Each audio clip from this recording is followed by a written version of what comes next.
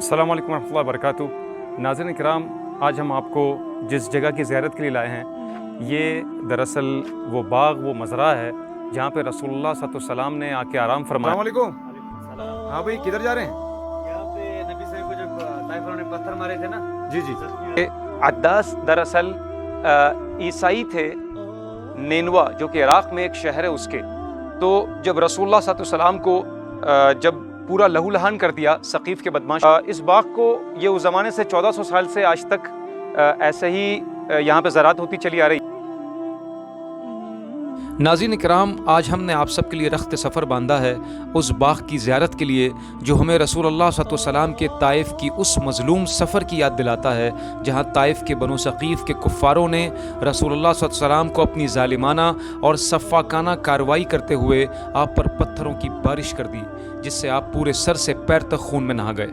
नाज़रीन इकराम, ताइफ़ मक्का मुकरमा से तकरीबन 80 से 85 किलोमीटर के फासले पर एक सरसब्ज़ व शादाब इलाका है, जैसा कि आप इस वक्त स्क्रीन पर भी ताइफ़ शहर की खूबसूरत मनाज़िर देख सकते हैं।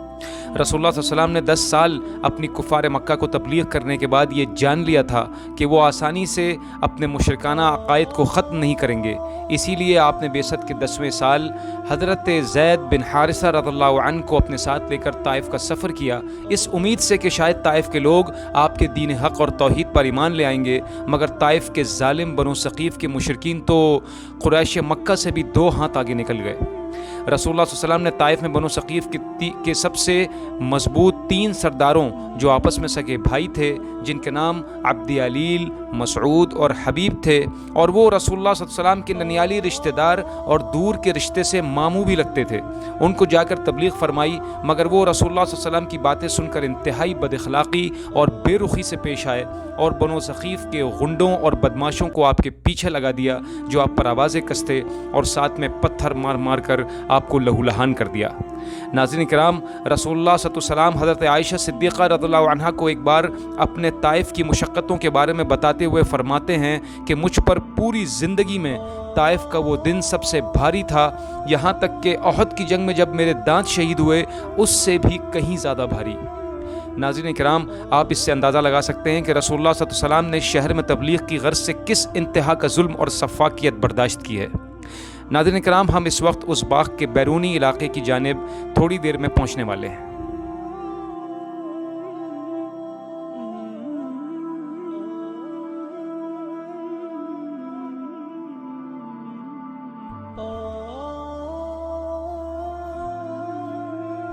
अस्सलाम वालेकुम रहमतुल्लाहि व बरकातुहू। नाज़रीन किराम, आज हम आपको जिस जगह की ज़ियारत के लिए लाए हैं, ये दरअसल वो बाग़, वो मज़रा है जहाँ पे रसूलुल्लाह सल्लल्लाहु अलैहि वसल्लम ने आके आराम फरमाया था, जब बनो सक़ीफ़ के बदमाशों ने और ओबाशों ने आप सल्लल्लाहु अलैहि वसल्लम को पत्थर मार मार कर लहूलुहान कर दिया था। आप सोचिए कैसा वक्त होगा कि वो मुबारक हस्ती, जिनका जिस्म मुबारक इस पूरी दुनिया में सबसे ज़्यादा मुक़द्दस है, वो पूरी ऐसी लहूलुहान हो गई कुफ़ार के और बुत परस्तों के पत्थर मारने से कि आप सल्लल्लाहु अलैहि वसल्लम के नालैन मुबारक, मतलब आपकी चप्पल तक पे खून की वजह से चिपचिपाहट होने लगी थी। इस किस्म का बर्ताव किया ताइफ़ के बदमाशों ने। तो जिस वक्त ये अमल हुआ तो उस वक्त कुछ देर आराम की गर्ज से रसूलुल्लाह सल्लल्लाहु अलैहि वसल्लम यहाँ इस बाग़ में आके उन्होंने आराम फरमाया। ये बाग़ दरअसल मलकियत था कुरैश मक्का के ही एक बुत परस्त उतबा बिन रबीआ का और उसके भाई शीबा बिन रबीआ का, ये उसी की मलकियत था। आप लोग सोच रहे होंगे कि वो तो मक्का मुकरमा का बुत परस्त था, फिर यहाँ पर ताइफ़ में उसका मज़रा क्यों था?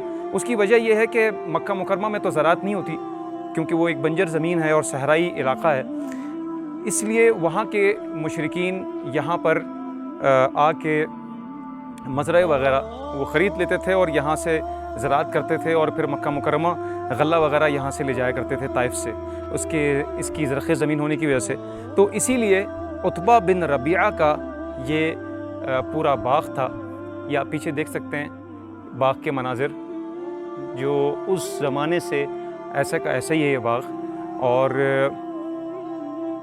उतबा बिन रबीआ जबकि एक बुत परस्त था, उसके बावजूद उसको रसूल सल्लल्लाहु अलैहि वसल्लम पर थोड़ा सा रहम आ गया, کہ اتنا لہو لہان ہو گئے تھے رسول اللہ، اور ساتھ میں ان کے حضرت زید بن حارث رضی اللہ عنہ یا زید بن حارثہ رضی اللہ عنہ، جو کہ رسول صلی اللہ علیہ وسلم کے منہ بولے بیٹے بھی تھے، ساتھ میں شروع میں وہ غلام تھے، پھر بعد میں رسول صلی اللہ علیہ وسلم نے ان کو منہ بولا بیٹا بنا لیا تھا، وہی رسول اللہ صلی اللہ علیہ وسلم کے معاون و مددگار تھے اس سفر میں، سفر طائف میں۔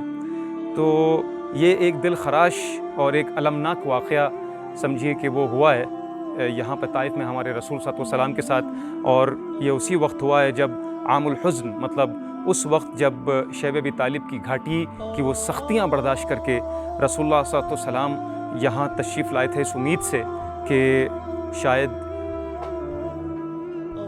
قریش مکہ نے تو اسلام قبول نہیں کیا، لیکن طائف میں شاید یہ لوگ اسلام قبول کر لیں۔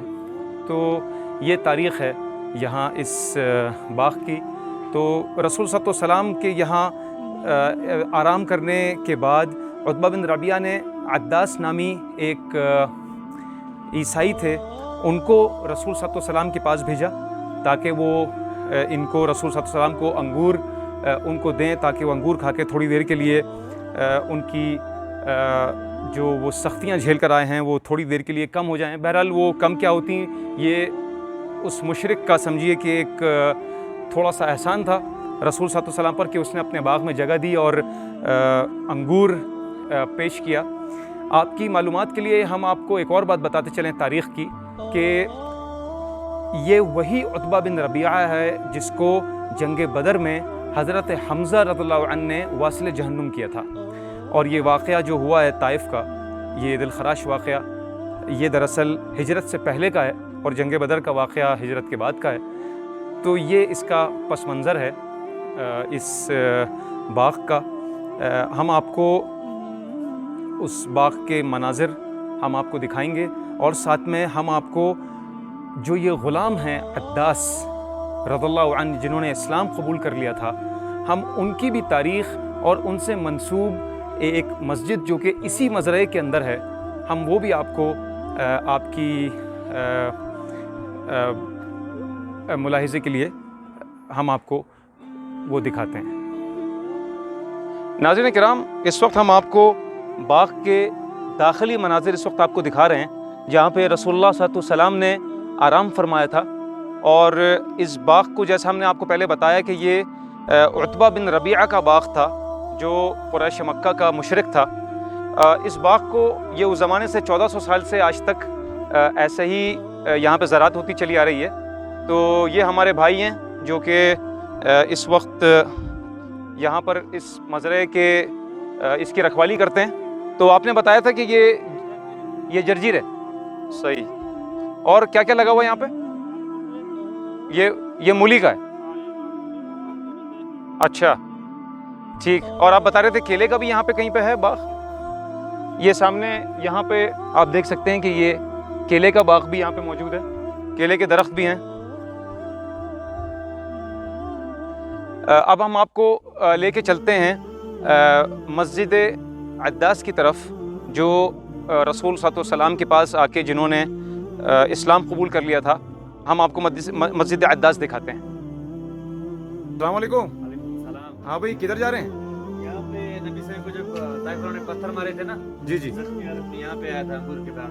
اچھا انگور کا باغ کا مالک نام تھا عداس، کافر تھا وہ، اچھا، مسلمان ہو گیا تھا اس زمانے میں۔ ماشاء اللہ یہ تبارک۔ مسجد اس کا ہے پیچھے، اچھا اچھا، عداس کا۔ چلیں اللہ آپ لوگوں کی زیارت قبول فرمائے، جزاک اللہ۔ السلام علیکم۔ ناظرین کرام، ہم مسجد عداس پہنچ چکے ہیں، اور یہ مسجد دراصل اسی مزرعے یا اسی کھیت کے اندر واقع ہے۔ آپ اس کی عمارت اور اس کا یہ خوبصورت مینار ملاحظہ فرما سکتے ہیں۔ یہ چھوٹی سی مسجد سینکڑوں سالوں سے یہیں پر ہے، اور اسی مسجد کے بائیں طرف وہ کھیت ہے جہاں سے رسول اللہ صلی اللہ علیہ وسلم کو انگور لا کے پیش کیے گئے تھے۔ عداس دراصل عیسائی تھے، نینوا جو کہ عراق میں ایک شہر ہے اس کے۔ تو جب رسول اللہ صلی اللہ علیہ وسلم کو جب پورا لہو لہان کر دیا ثقیف کے بدماشوں نے، بنو ثقیف کے بدماشوں نے طائف کے، تو رسول اللہ صلی اللہ علیہ وسلم کو عتبہ بن ربیعہ نے عداس جو کہ ان کے غلام تھے اور اس مزرعے کے رکھوالے تھے، اس کھیت کے رکھوالے تھے، ان کو بھیجا کہ آپ رسول اللہ صلی اللہ علیہ وسلم کو جا کے تھوڑے سے انگور دے دیں تاکہ وہ انگور کھا کے تھوڑا ان کو کچھ آرام کر لیں انگور کھا کے۔ رسول اللہ صلی اللہ علیہ وسلم نے ان سے چند سوالات کیے، اور جب ان سے یہ سوال کیا کہ آپ کہاں سے ہیں، اور جب انہوں نے بتایا کہ میں شہر نینوا سے ہوں، تو رسول اللہ صلی اللہ علیہ وسلم نے ان سے فوراً یہ بولا کہ کیا تم میرے بھائی کے شہر سے ہو؟ تو انہوں نے پھر یہ بات سن کر وہ انتہائی حیران ہوئے۔ انہوں نے کہا کہ آپ کا بھائی کون ہے؟ تو انہوں نے کہا کہ یونس علیہ السلام۔ تو یہ سن کر حضرت عداس رضی اللہ عنہ بہت ہی محظوظ ہوئے، اور ساتھ میں انہوں نے رسول صلی اللہ علیہ وسلم سے مزید تفصیلات پوچھیں، اور ان کے نبی ہونے کا جب ان کو یقین ہو گیا، پھر انہوں نے رسول اللہ صلی اللہ علیہ وسلم کے ہاتھ پر اسلام قبول کر لیا۔ اور اسی لیے عتبہ بن ربیعہ کے پاس جب وہ واپس گئے ہیں، تو عتبہ بن ربیعہ کے تاریخ کے وہ الفاظ مشہور ہیں کہ عداس جس شکل سے گیا تھا، یہ اس شکل سے واپس نہیں آیا۔ مطلب یہ کہ ان کو چہرہ دیکھ کے ہی پتہ لگ گیا تھا کہ حضرت عداس رضی اللہ عنہ نے اسلام قبول کر لیا ہے۔ تو یہ وہ مسجد ہے، انہی سے حضرت عداس رضی اللہ عنہ سے منسوب۔ یہ آپ اس کے اندر کے مناظر آپ دیکھ سکتے ہیں۔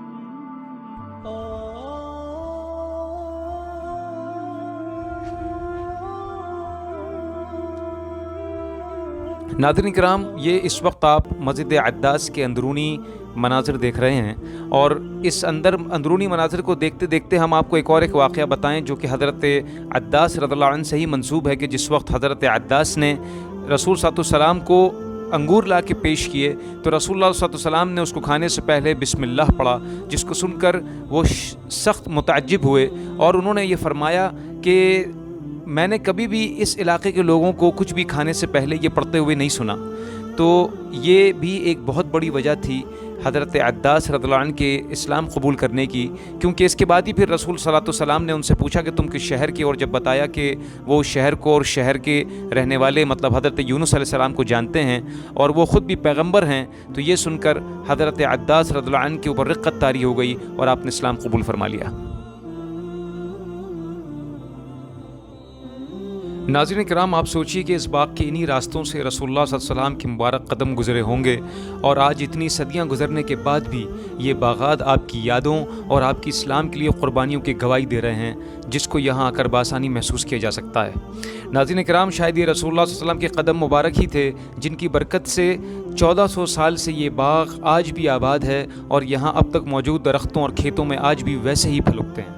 ناظرین کرام، رسول اللہ صلی اللہ علیہ وسلم نے اس باغ میں قلیل قیام کے بعد ایک دوسری جگہ اسی باغ کے حصے میں تھوڑی دیر تک قیام فرمایا تھا، اور وہاں ٹیک لگا کر بیٹھے تھے، جہاں اس چیز کی یاد میں ایک مسجد بھی تعمیر کی گئی ہے۔ ناظرین کرام، اس جگہ کی بھی ہم آپ کو زیارت کروائیں گے، مگر اپنے اگلے ولاگ میں۔ ہماری اس طرح مزید ویڈیوز کو دیکھنے کے لیے ہمارے چینل کو سبسکرائب کیجئے، بیل آئیکن کو ضرور دبائیے، اور ہماری اس ویڈیو کو اپنے متعلقین میں ضرور شیئر کیجئے، اور دیکھتے رہیے ہمارا یہ چینل تاریخ حقیقت اسامہ عثمانی کے ساتھ۔